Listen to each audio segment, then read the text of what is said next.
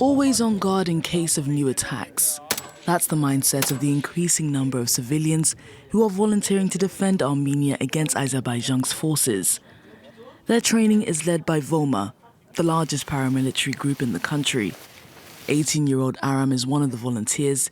He says he's ready to go to the front line. Never fear nothing, you know. There's no fear for us.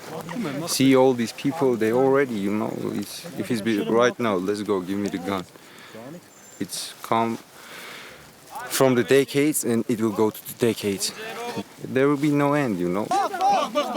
These volunteers are waiting for the green lights from the Armenian Ministry of Defense to head to the border, where the ceasefire remains fragile. This instructor is cautious. We want to test their ability to fight back against the enemy because many of the volunteers have no military experience. I am fine, but I'm stressed because the majority of people in this country are not ready and do not want to train, and this small group cannot defend our country.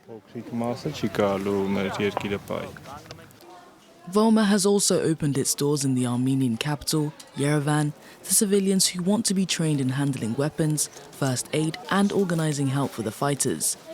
Founded in 2014, the organization is mainly financed by the Armenian diaspora, who have been greatly impacted by the repeated conflicts. It's very sad to say that it's kind of like usual, we're used to it.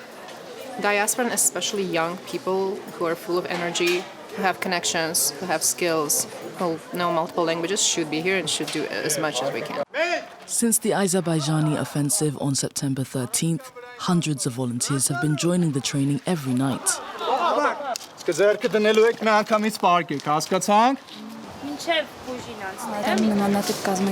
In Armenia, there should be more of these organizations. These organizations shouldn't just exist, but also Armenians should be prepared physically.